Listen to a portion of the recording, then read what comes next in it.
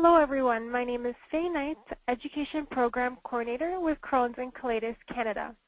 I'm very pleased to have the opportunity to moderate today's webinar and to learn more from our guest speakers, Jenna Rines, Jackie Pittock, and Joanna Gillespie. I'd like to start by welcoming everyone to the webinar and outlining today's agenda. Some of you may be new to webinars, so I'll quickly run through how you can ask questions and how they will be answered. Right now, all participants are automatically muted, so everyone can hear the speakers and so we can capture this webinar's recordings without any audio interference. If you would like to ask a question at any point during the webinar, simply look at the middle of your webinar box. You will see a chat box. Please type your question here. I will be presenting questions when the speakers have finished their presentations at the end of the webinar. I will read as many as we have time for during the question and answer period. If you have a technical question, you can also type it into this box and we will follow up with you directly. Great, we're ready to get started.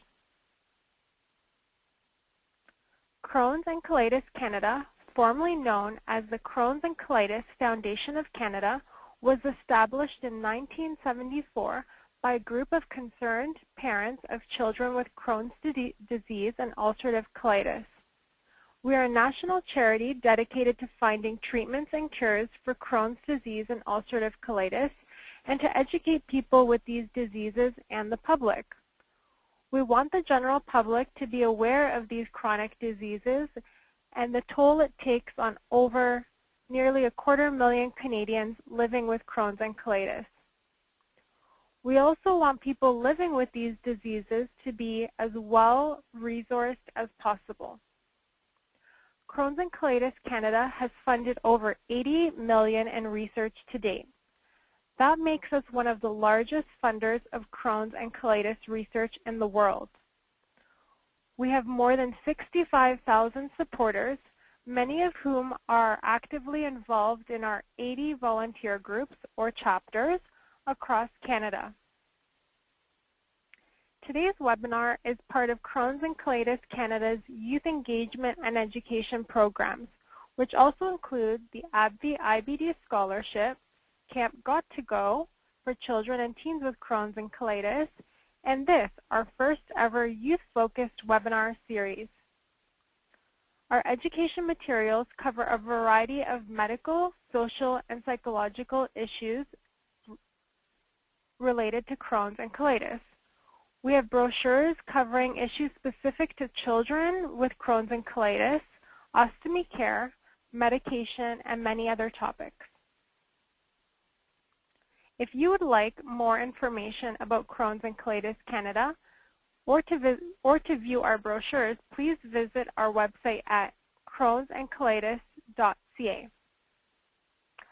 I'm pleased now to introduce to you our first guest speaker, Jenna Rines. Jenna Rines is a 24-year-old Masters of Social Work student at the University of Toronto. She is interested in topics related to healthcare, mental health, invisible illness, and chronic disease. Jenna also holds an undergraduate honors degree in psychology from Queen's University. Jenna was diagnosed with ulcerative colitis at the age of 20 and was re-diagnosed with Crohn's disease at the age of 23. She has had 3 surgeries and had an ileostomy for 3 years. She has been volunteering with Crohn's and Colitis Canada since 2011 and was involved in organizing student Gutsy Walks at Queen's University.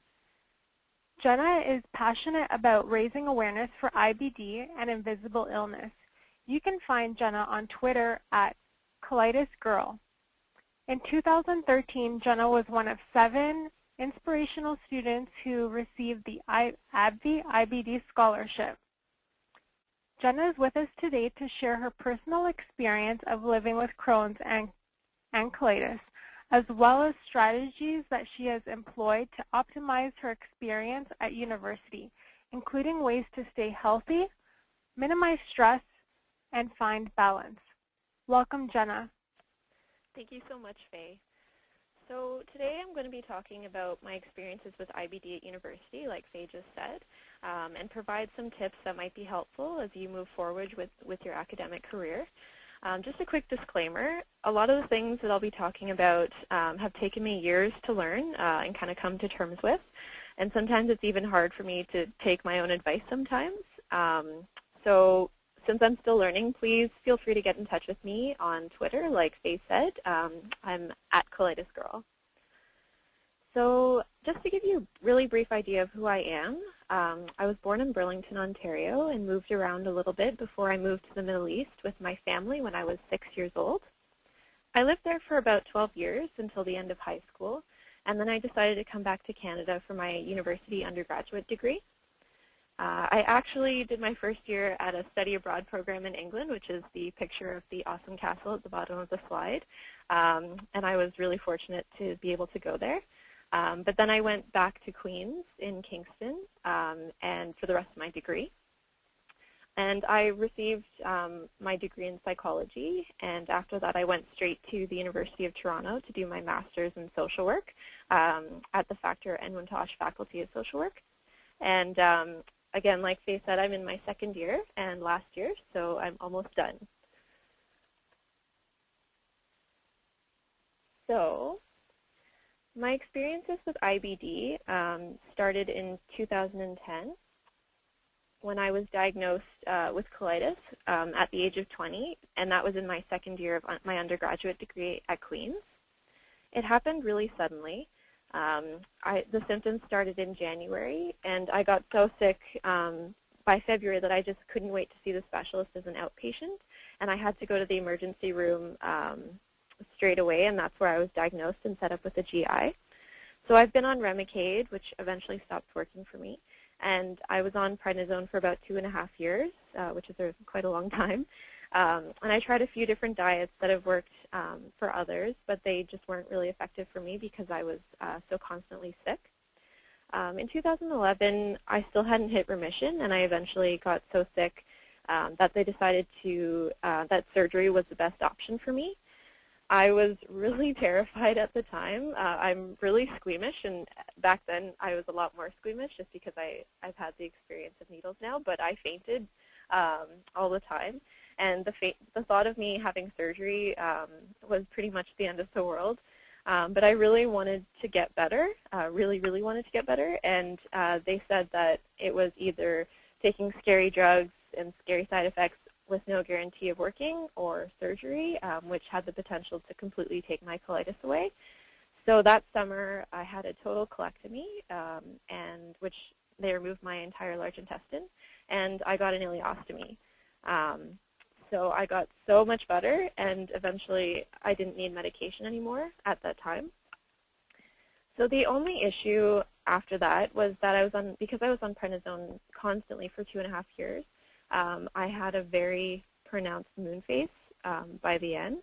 And eventually when I went off prednisone, my face became hugely inflamed. And since then I've been recovering from that and still have some redness and facial scarring left over, which has been difficult to come to terms with. And you might have noticed that you'll notice that in a couple of photos that I show on the slide. But as I continued to do well with my ileostomy, I had my second surgery where my surgeon constructed my pelvic pouch, and I still had an ileostomy after that. And it was about half a year after my second surgery that I was re-diagnosed with Crohn's, and then I was put on Humira, which I still inject now. It was shortly after that that I moved to Toronto, and I had my third and hopefully final surgery that reversed my ileostomy. So since this summer, I've been ostomy-free.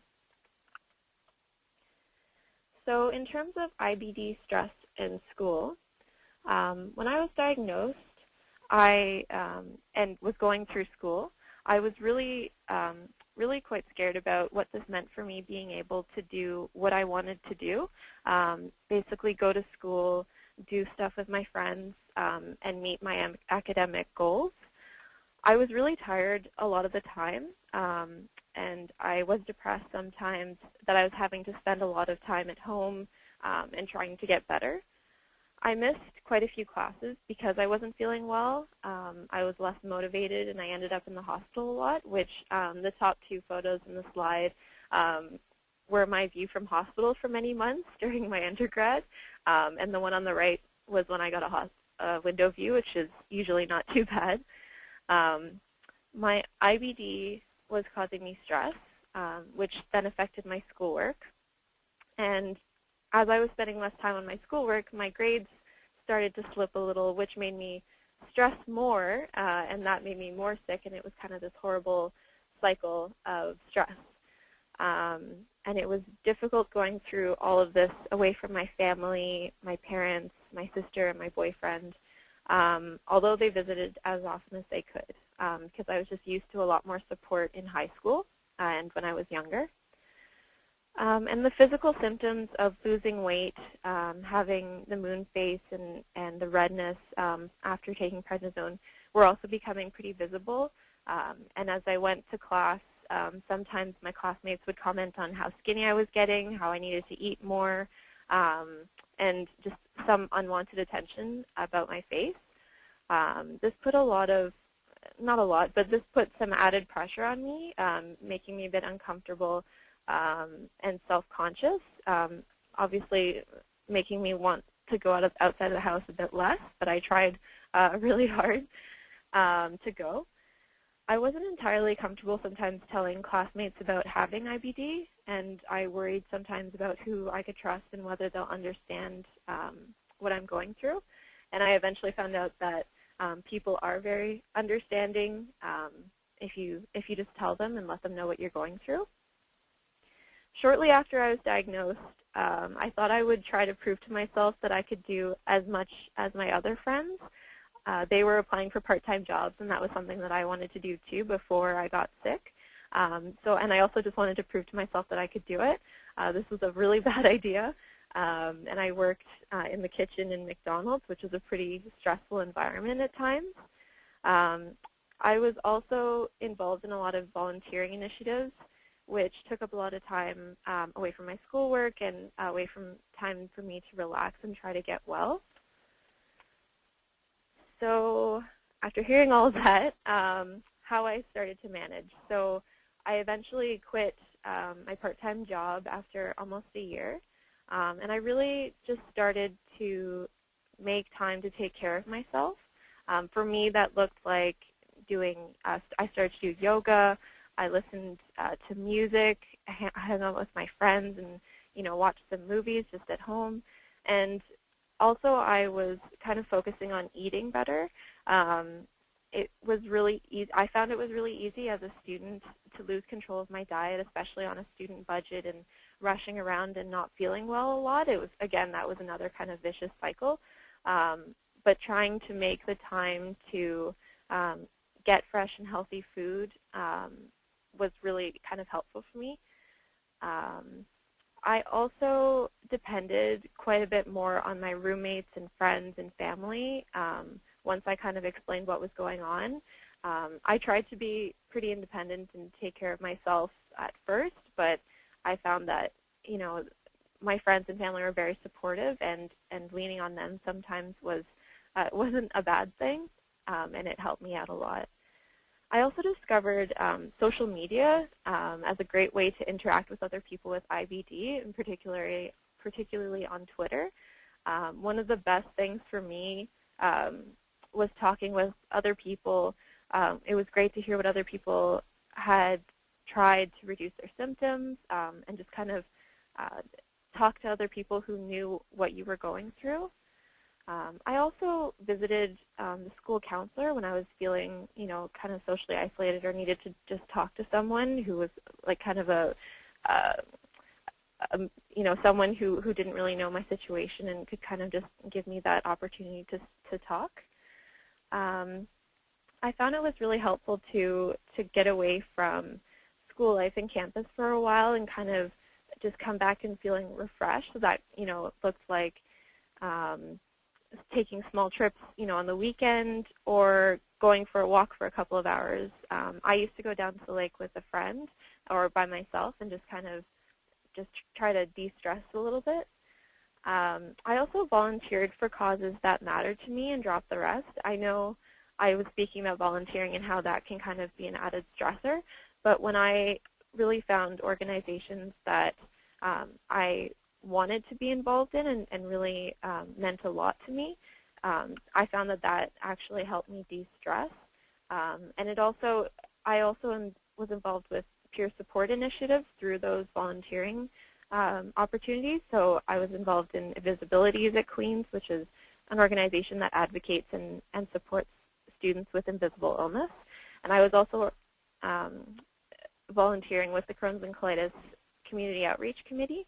So those were, I was meeting people who were going through similar things to what I was, and that was really helpful with managing. And finally, a couple of things. Something that I found really hard, and I still find hard to do today, is to stop comparing myself to other people. I'm a really competitive person, and I always try to be the best person I can be.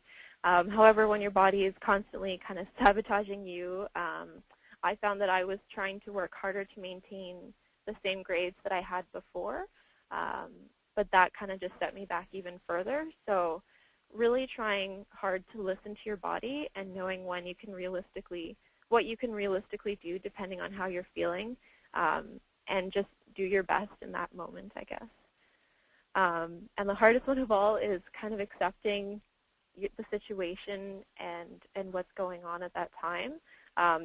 This was most challenging, especially for me personally. There's a time that I didn't really want to believe that I was limited by my body or how I was feeling. But what I've been told by many people, my family, friends, and eventually accepted, is that you're not less of a person if you're not getting amazing grades, because you're going through a flare if you're not feeling well. So just doing your best is all you can do, basically. So things I've learned, if I can get the slide to change. Things I've learned, first of all, start assignments early, because you don't know what's going to happen, in a week, a couple of days. Try not to leave things to the last minute, especially if you know stress is a trigger for you.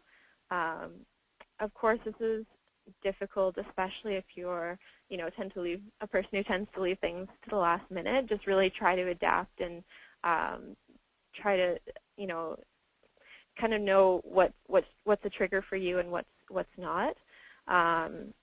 Disability services, I know this has been talked about in other webinars, but for when things do happen really suddenly and you're not prepared, disability services is a service that's provided by universities where you sign up at the beginning of the year and let them know about your IBD and that you may need some special accommodations, for an exam or an assignment, and they'll provide you with your own room. So I've heard they've been able to provide people with their own rooms, with your own bathroom, and they'll be able to advocate for you if you're not able to complete an assignment on time, and your professor doesn't even have to know that you have IBD. It's just coordinated through disability services. From very recent personal experience, don't be afraid to ask for extensions if you need it from your professors. Most professors tend to be really understanding, especially if you're connected with disability services, and just try to really keep them informed. As soon as you know something's happening, just let them know, and they really appreciate communication. I got that feedback from one of my profs pretty recently. And just use your IBD to your advantage with writing essays and stuff. I just finished writing an essay on IBD, on colitis, and I found it was just familiar. I was familiar with the topics, and it was a lot more enjoyable for me to research and write, so that's always something. Make sure you're taking breaks and taking care of yourself. That's, eating well, like I mentioned before, drinking water if you get dehydrated really easily, My mom always says, your health is number one, and the rest doesn't really matter if you're not well. So keep busy, but don't take on too much responsibility, too many responsibilities. If you're an overachiever like me, try to check in with yourself regularly to see if you're, if you're doing too much. It's easy to take on more and more things, especially as the year progresses and you get emails saying, volunteer for this, or, we need people to sign up for this, and you don't really realize how much you've taken on until it's kind of too late. So be realistic with yourself, or get someone close to you to kind of check in every once in a while. I know my family does this even when I don't ask them to, so that's, but I appreciate it, so it's helpful. As many of you know already, too, I'm sure, a positive attitude really goes a long way. I try to bring humor into, situations, like when my family and I found this Colon supermarket on the slide, on the bottom of the slide, when we were traveling. I just thought that was hilarious. And finally, and most importantly, it's not a race. Don't rush yourself to finish an assignment or project or job, or even your degree. I personally took an extra term off of school and graduated a year later. And although it meant that I wasn't able to graduate with most of my friends, I graduated much healthier than I would have if I had pushed myself, and maybe wouldn't have even been able to graduate. So, like I said, feel free to ask questions, make comments at the end of this webinar, or talk to me on Twitter at Colitis Girl. Thank you.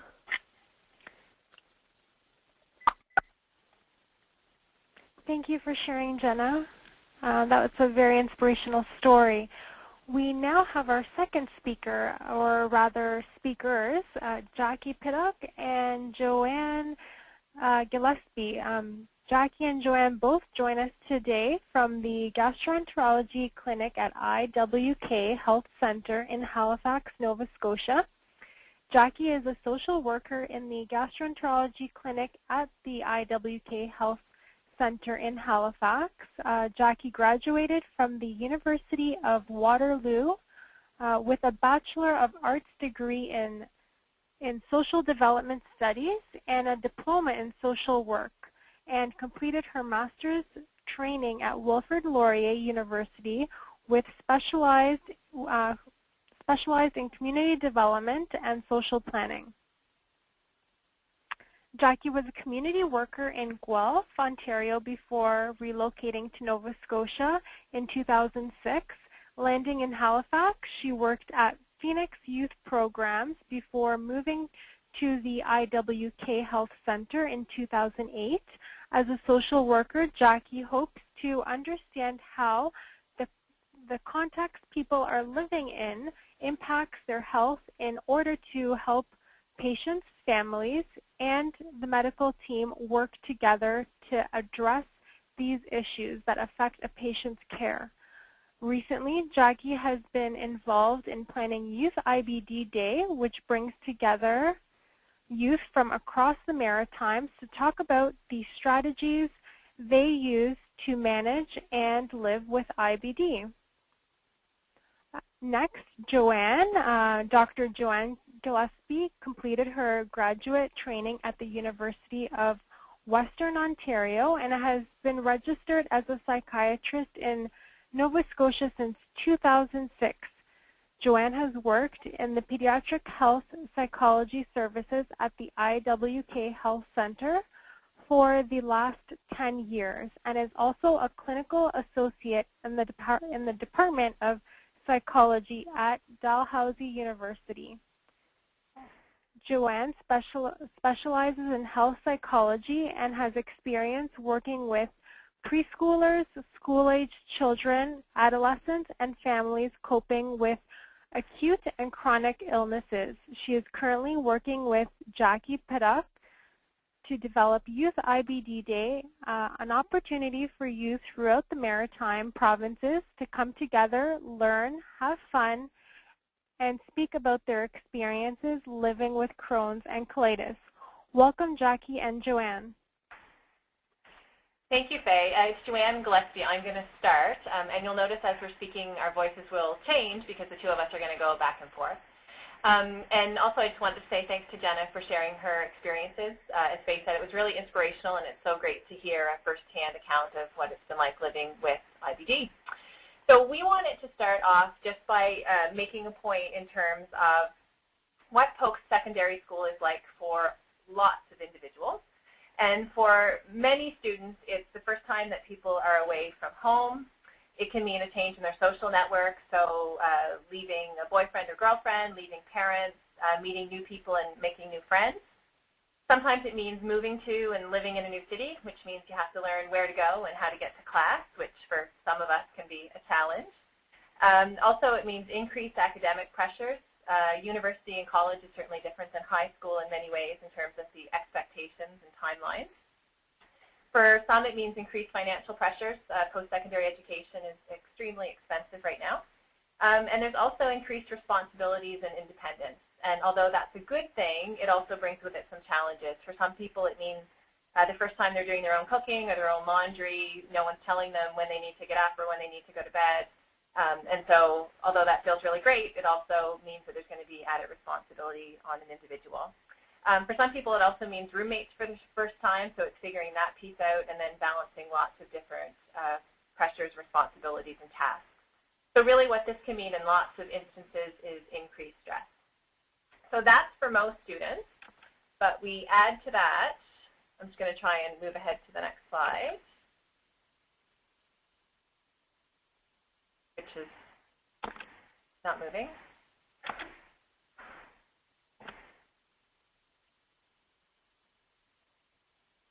Thank you. So for students who have IBD, there's additional pressures that come with that. So we have the regular stress associated with post-secondary education, and on top of that, we also have a medical regimen and management that needs to be looked after. Sometimes it can mean a brand new medical team if someone's going to school in a new or different city. For most, it also means recent transition into the adult system. So if you were a pediatric patient for a long time, then you graduate high school, you're going to move into the adult stream of things. We know that there can also be an impact on people's symptoms in terms of their academic and social functioning.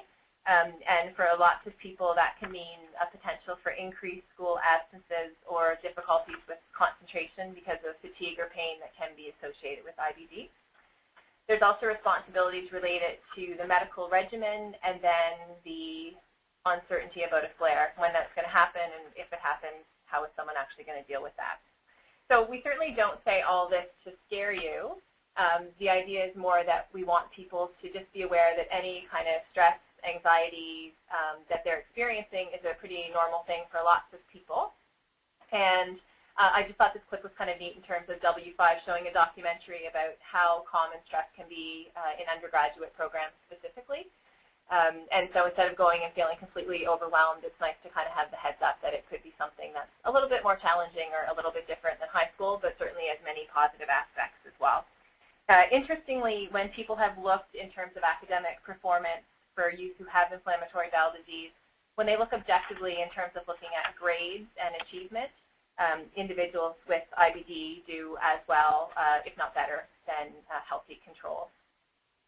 So we said school can be stressful. Most people are probably aware of that. You've heard stories from siblings or older friends. And the question is, so what? Why do we even need to talk about that? Well, one important piece of information is that stress can interfere with our mental health, and we can talk a little bit more about that after. But also, stress can certainly impact our physical health. And so we know that people's experience of pain can be impacted by stress. And so it's important for IBD that we're considering that. And also, for all chronic illnesses, there's additional stressors that have to be managed. So it's not just the general stress people are experiencing. There's the additional stress that can come with the illness. And then the other important point is that when stress goes up, adherence tends to go down. And so certainly for staying healthy, that's a really important thing to think about. And so when we talk about adherence, we're talking about the behavior. So following through on medical routines. Oh, by the way, it's Jackie Siddick there. I forgot to tell you that part. So behavior, and if we just looked at behavior, we'd miss a little things about how do you help people follow through on those medical routines, especially when the stress goes up or there's been so many changes when you're going to school. So we also have to talk a little bit about our emotions, our feelings, to go along with that. And the important thing, of course, to know about feelings is that they change, sometimes pretty often, and that's normal. So it's normal to have a variety of feelings at different stages. So shortly after diagnosis, when it's still there, or during different challenging times. And also know that sometimes your parents can be really stressed when you're not stressed at all, and vice versa. And so sometimes it's being able to be gentle with each other as we, as you all figure out how, indeed, different emotions come at different times. So what to do with all those emotions? The important thing, I think Jenna spoke really clearly about some of those, was acknowledging and expressing your feelings, not keeping things bottled up, seeking support, and looking at your regular general stress management. So in the past, what's been helpful for you? Because probably those things like focusing on the things that you value or taking time away are things that are going to be helpful for you now as you go to school. And the other thing we talk a lot about, too, when we are thinking about adherence and sticking to those medical routines and how to help ourselves do that, is to examine our self-talk. So basically, to examine our thoughts, what our little inner voices say in our heads, and to know that our thoughts are connected to our feelings, are connected to our behaviors, the way our body responds. That if you can change one, sometimes you can impact all the whole triad there. So, for instance, if I'm feeling really frustrated, I might go for a run. I might change that behavior up. And from that run, I get a sense of my mood improving. And when my mood improves, I'm able to think to myself, I can manage that next project. And so sometimes you're, just as Jenna was talking about, she tried to really hard to do things. Sometimes it is really hard to do, but it can sometimes have a difference in your feelings and in your thoughts, and that can be helpful with stress management. So the first thing to examine those thoughts is to identify it, right? The first thing you always want to be able to do is to catch yourself when you're saying things like, I'll never remember to take my meds, I'm never going to feel better, I'm going to flunk out. So what we would suggest in those times is to look at those thoughts. Is that fact or is that distortion? Is it helpful to think that way, or is it not so helpful to think that way? So to change those negative thinking patterns, first you're aware of those thoughts, figuring out what is the emotion that might be linked to that. Am I sad? Am I angry? Am I worried? And then looking at the evidence, doing a little bit of detective work. So what information do I have that supports my thought? What information doesn't support that thought? And I think sometimes it's helpful to think, what would I tell a friend if a friend was in a similar situation? Because sometimes we have really good advice for ourselves. We just might not always take it.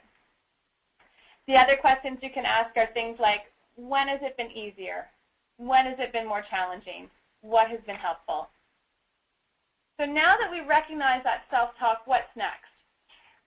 You want to then identify more helpful thoughts that once you've taken in all the evidence.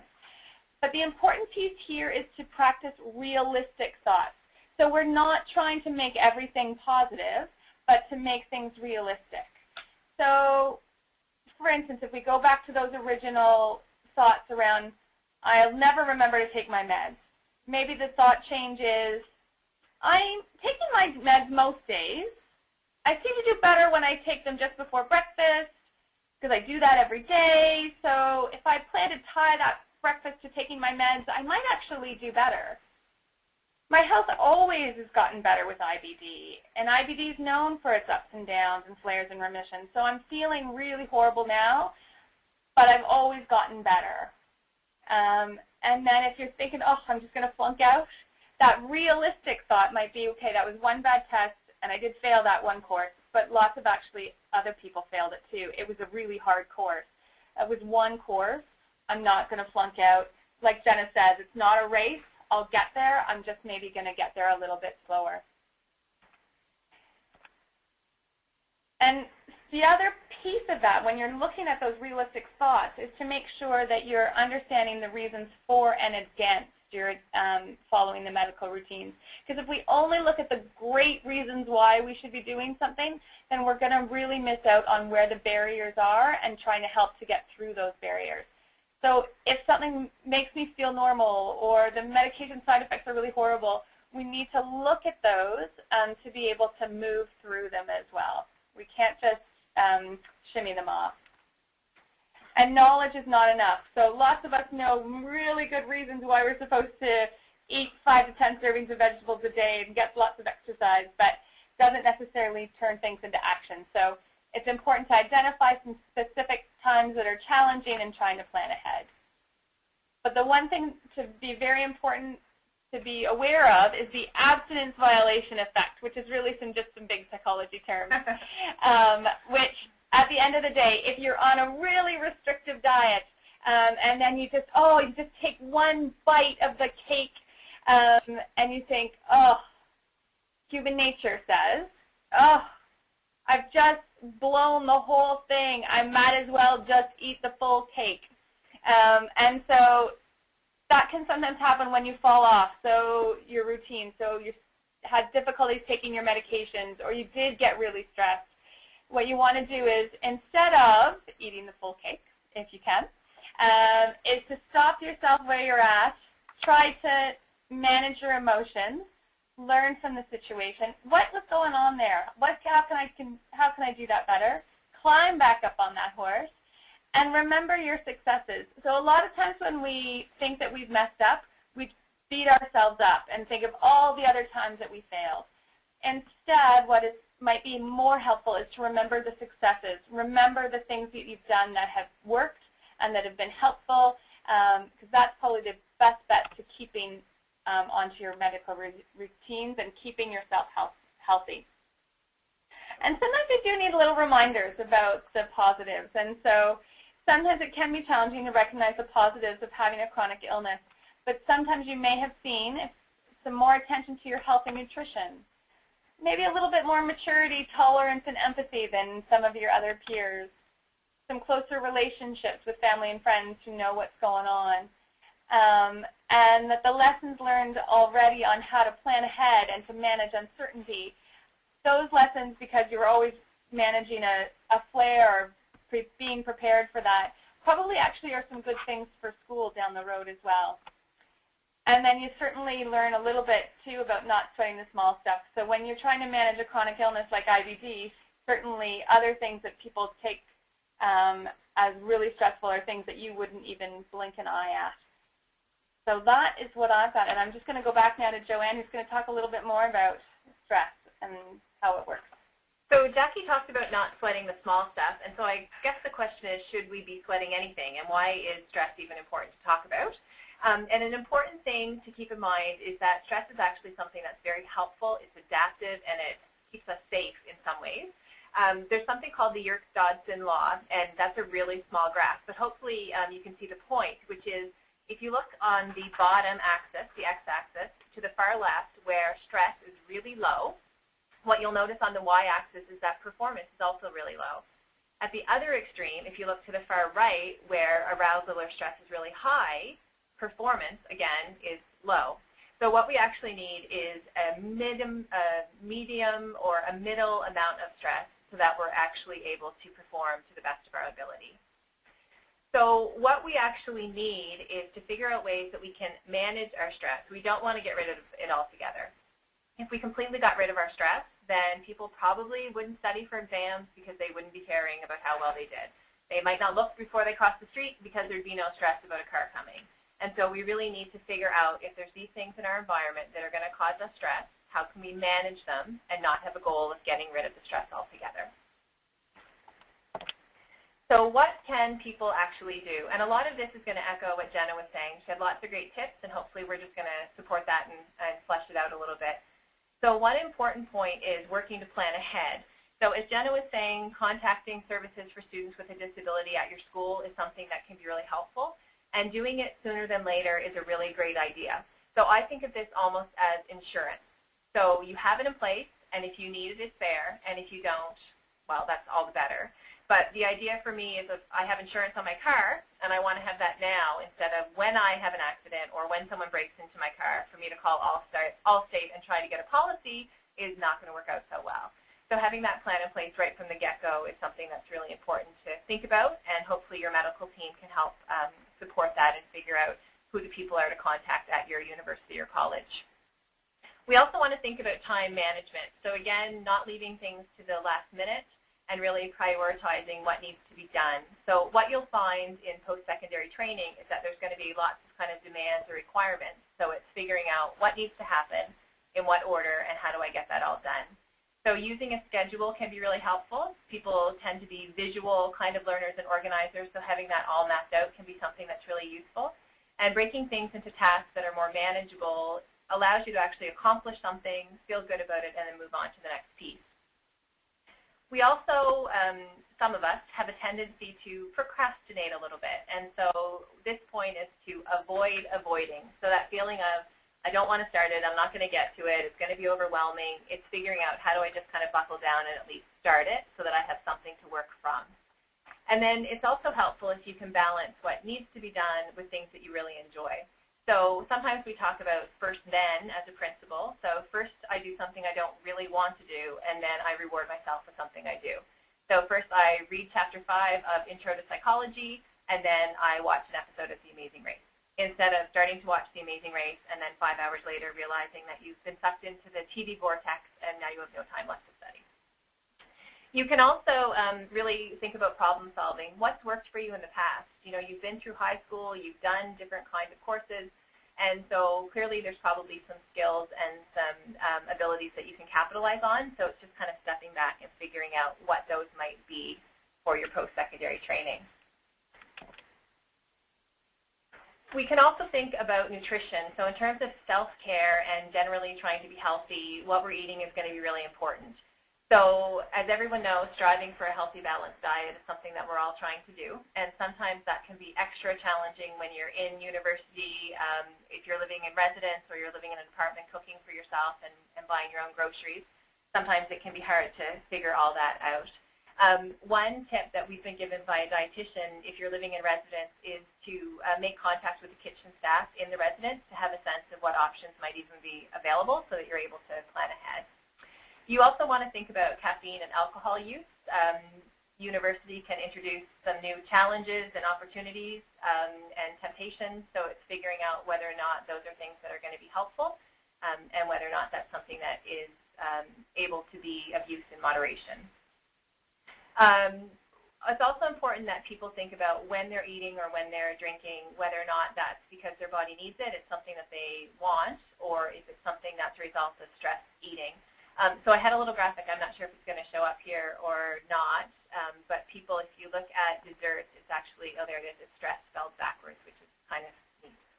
So for some people, they reach for the chocolate or the chips or the beer or whatever. It's figuring out whether or not you're eating for that reason or for another, and again, moderation is something to keep in mind. Exercise is also something that lots of people are aware of the benefits of, and as Jackie was saying, it's trying to figure out how can you actually do all these things that we know are good for us. Interestingly, exercise we know can actually improve our mental and physical functioning, and for people who have mild to moderate depression, and it can actually serve as an antidepressant, so it can be as effective as a medication, which is a really interesting and helpful piece of information, hopefully. We also know that exercise can help improve sleep, which is so important for general functioning, for mood, for concentration, for physical health. Sleep is really important, and we'll talk about that in a minute. Exercise can also be helpful because it releases tension, and for some people it can be a form of distraction. So if you're out for a run, it's kind of paying attention to your course, what's going on out in nature, who are you seeing, and also how fast am I going, am I keeping the pace I want. It can be something that you're thinking about instead of the stressors that may be going on. And we know that exercise actually has a physiological response that can lead to relaxation. So there's natural painkillers within our body that are released when people are exercising. An interesting quote that I came across from Bill Phillips, who's a fitness expert.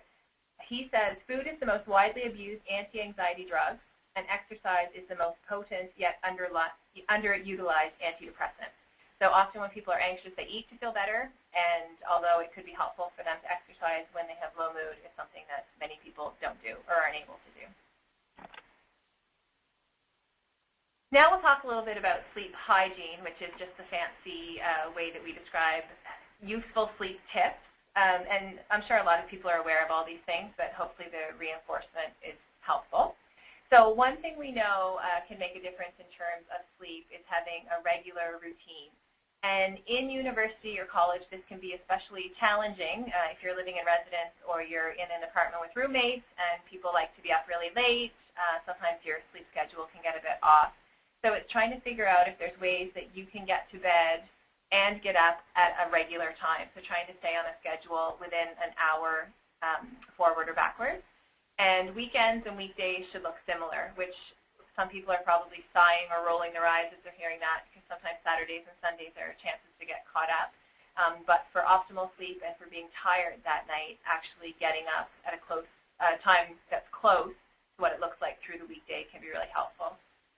Having an actual routine, so going through the same activities every night before you go to bed, is something that we also know helps prepare your body for sleep and helps give the message that you're getting ready to actually go to bed. Back to exercise again. So if we're able to create some tiredness in terms of physically exhausting the body through the day, that can help with making us more ready for sleep at night. Sometimes people fall into a bit of a trap where they're really tired mid-afternoon. They'll have a nap to catch some Z's and get refreshed. They feel better, but then what happens is there's a little bit of a sleep hangover that happens later on. And then when they're trying to go to bed that night, they're not able to sleep. So they're up later, which means they might sleep in earlier the next morning, or sorry, might sleep in later the next morning. Or if they're not able to sleep in, then they're tired in the afternoon again and needing a nap. So again, it's just trying to get into a rhythm and a routine. And I say that like it's so easy, and I know it's not, but ideally that's what we want to see happening.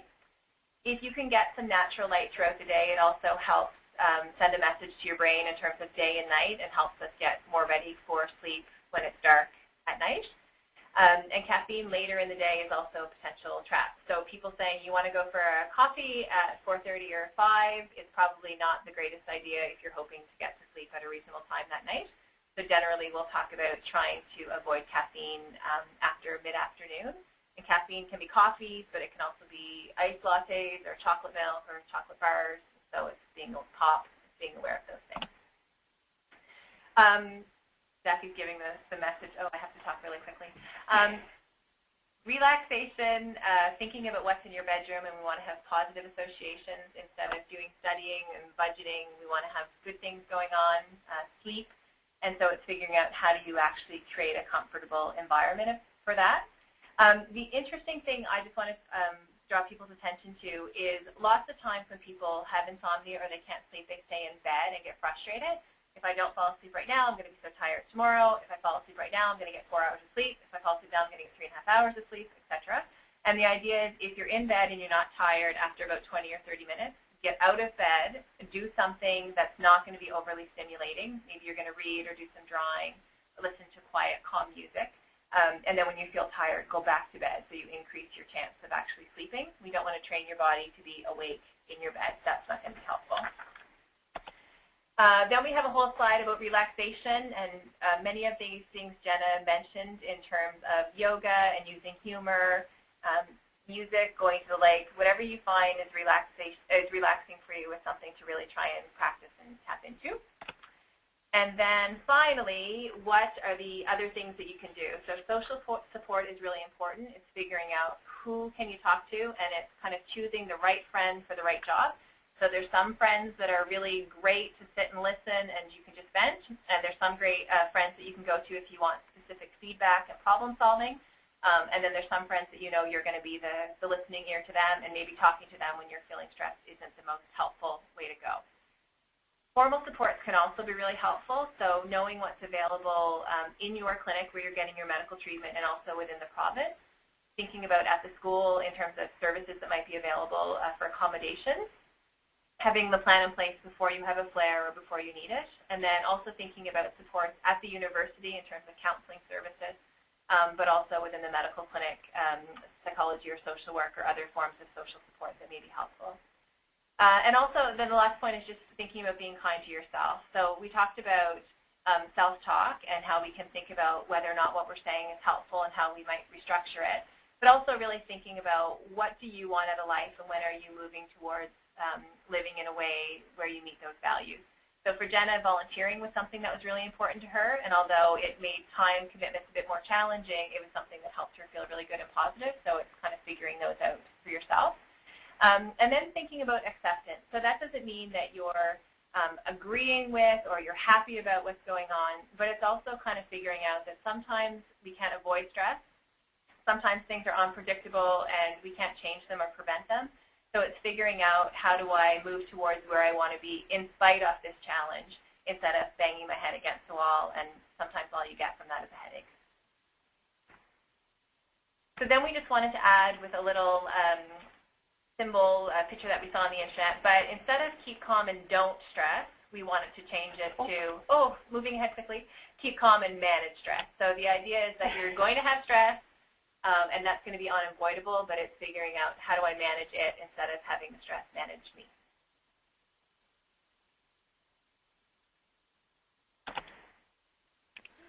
Thank you, Jackie and Joanna, for that very informative presentation. Before we get to the question and answer period, I wanted to remind everyone that November is Crohn's and Colitis Awareness Month in Canada.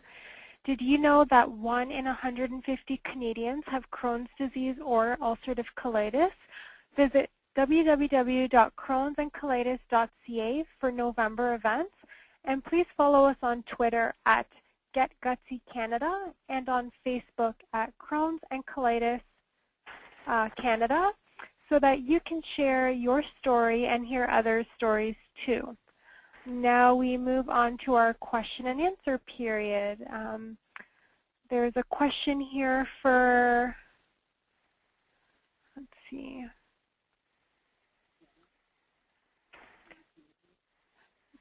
for Jenna. There is an individual asking in regards to scholarship opportunities. They're inquiring whether there are any other resources for opportunities like this out there. So I can speak specifically to universities. The two universities that I've been to, U of T and Queen's University, they both provided opportunities for other scholarships. They weren't, I didn't see any specifically for IBD, but there were some general open to all students, but there were also ones like for specific groups of students.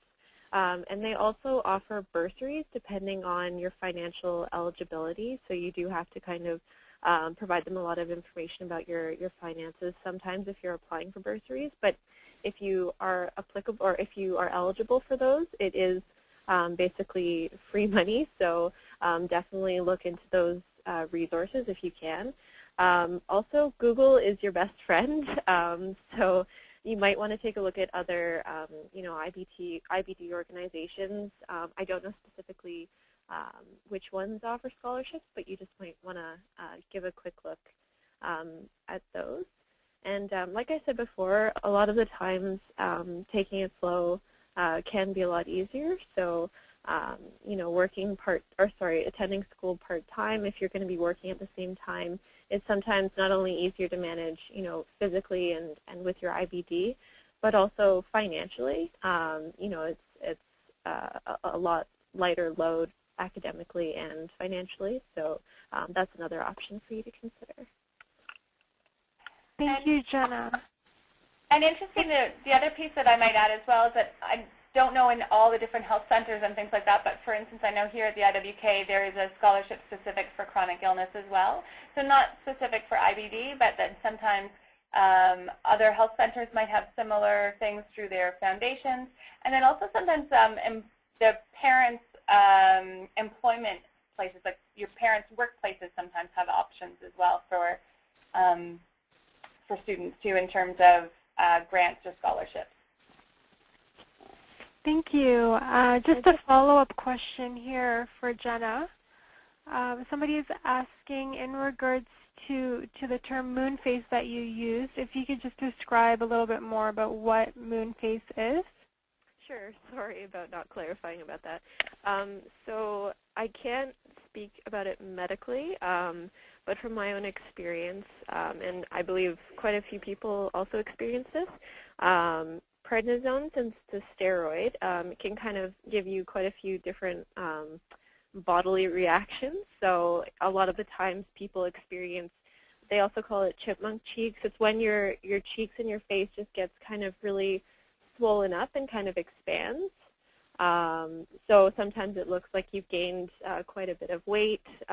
People generally often don't look like themselves when they've been on prednisone for a while. So that's kind of my explanation for it. I'm not sure if anyone else can speak to it more medically. No, I think you've done a great job in explaining what it's like. Thank you, Jenna. Okay, this next question is for Jackie or Joanne. Somebody's asking about alternative things that will help, I guess, with stress management and that sort, and relaxation and that sort of thing. They're asking about acupuncture, chiropractors, or massages. Do any of these help, and/or can they negatively affect drugs, the drug treatment that they're on? Jackie and I are just looking at each other. Who wants to take that one? So I think one of the first piece, it's sometimes an interesting conversation with your physicians around some of those things specifically. So acupuncture, chiropractic specifically, maybe some things that you want, and massage in some ways, maybe some things that you want to talk with your physician about just to be sure about your specific situation. That being said, there's certainly folks who do find some of those pieces very helpful. I don't know how much, and Joanne might have a better sense of this, but how much evidence there is on that sort of connecting with stress. And it is certainly sometimes a good conversation to have with your physician just whenever you're doing something that's complementary medicine. Yeah, I would definitely agree. Having the discussion with your medical team is going to be really important, especially if you're concerned about drug interactions or any kind of physical impact. And in terms of the evidence, there is a Cochrane review, which is a large database that looks at different forms of research and kind of combines a number of different studies to come up with an overarching conclusion. And there is one about alternative and complementary medications, but I don't think they actually looked at stress as one of the variables to see the impact of those upon. But I'd have to go back and actually look at that literature to tell you for sure. Okay, thank you. We have a next question here in regards to stress management and anxiety. Are there any breathing techniques that you recommend, or any centers that are available in schools that could help with this sort of management? Yes, thank you for asking that question. I am a huge fan of diaphragmatic breathing. And certainly there's many people that can describe what that technique is like and show you. So yoga instructors are great people in terms of being able to demonstrate, but also many mental health professionals are going to be able to show that.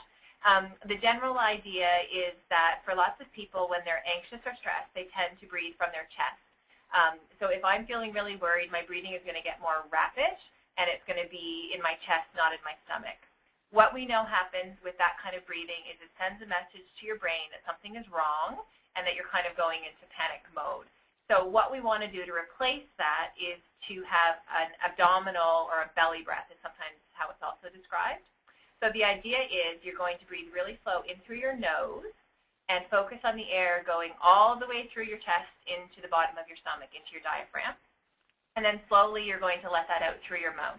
So for younger kids, and the way that I remember it, is I'll actually say, smell the flowers, so you're breathing in through your nose, and then pretend you're blowing out a candle, so you're exhaling through your mouth. And the idea is that you want to do that nice and slowly so that you're able to have a relaxation response happen within your body. It sounds really easy to talk about it, but if you actually try to do it yourself, if you haven't practiced it, sometimes it's really hard to coordinate your chest and your stomach, and you're breathing in and you're breathing out. So it's trying to do some practice with that breathing at times when you're not feeling anxious or stressed, so that when you do feel a bit more overwhelmed, anxious, worried, then you can remember how to do it, and it just kind of kicks in. And the nice thing I like about breathing is that it's free and it's always available. You don't need any special equipment. You have your lungs with you at all points in time. And so if you can figure out how to do that breathing, it can be very, very helpful.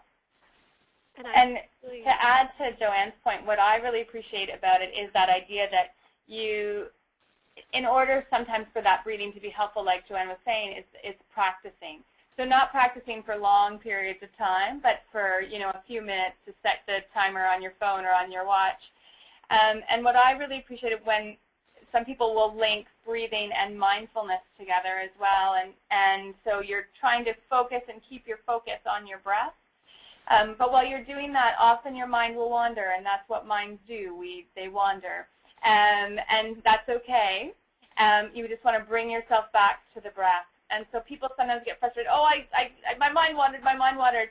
What I love about it is that idea that your mind is going to wander, and you're going to forgive yourself and say, okay, my mind wandered. That's what it's going to do, and come back to your breath. And so it's also not just a practice of breathing, but also a practice of routinely forgiving yourself when your mind wanders, when your mind does something that you're always ready to do anyway. And certainly in terms of centers and things like that too, sometimes there's some, here in Halifax, we're very fortunate to have the Shambhala Center around, which is a Buddhist center. They do a lot of work around meditation and mindfulness. And there's some interesting books out there too around mindfulness and anxiety and mindfulness and depression that can sometimes be helpful too. And just to really quickly add to that,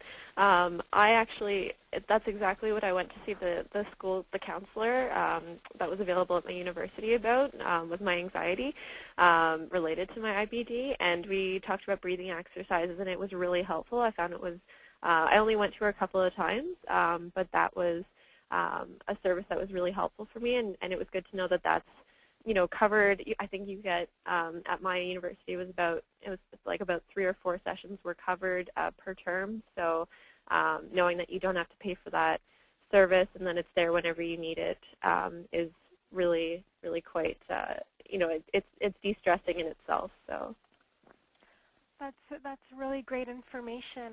Just to elaborate on that, Jenna. So that counselor that you spoke with, is that through the Disability Services Office, or is it through a different department? That is an excellent question. I believe it's through a different department, but it would probably depend on the university or the college that you're going to. I'm pretty sure they were different in my university, but again, that would be something that, if you're going to see a university or asking about services, what services are at different universities, that's something that you would probably want to ask, just so when you get there you know what's available and where to get those services. Thank you. And likewise as well, sometimes at your GI clinic, sometimes here in hospital, especially in pediatrics, maybe someone consults a psychologist or consults a social worker fairly easily. What you may find is that in the adult world, if generally things look like they're going fine on the outside, people just sort of won't maybe be paying as much attention to how you're doing emotionally. So another thing to do is ask to see the social worker or the psychologist who's connected with the clinic as another possible resource as well. Thank you very much. Somebody here has actually just pointed out a good note I thought I'd share. They're letting everybody know that there's some resources that are available where places offer dogs for the day that help relieve stress. So that's that's a really great idea if you're an animal lover to find that sort of resource near you. Now we're just going to wrap things up for the evening. It's just past 8 o'clock, so we've done really great for time. I'd like to take the opportunity to let everyone know that we will be following up with you after the webinar via email to get your feedback and any suggestions you may have for future webinar topics. I want to thank everyone for being with us today and for the great questions. I especially want to thank our speakers, Jenna, Jackie, and Joanne, for taking time out of their busy schedule to share their knowledge and tell us and share us their stories. And a big thank you to AbbVie for supporting this webinar. A recording will be made available for download on our website at www.crohnsandcolitis.ca. Crohn's and Colitis Canada also hosts educational symposiums across Canada every November, so please be sure to visit crohnsandcolitis.ca/education for more information in regards to the symposia and to register. Again, thank you very much for joining us, and I hope we've helped answer some of your pressing questions about living well with Crohn's and colitis. Thank you again, and have a great evening, everyone.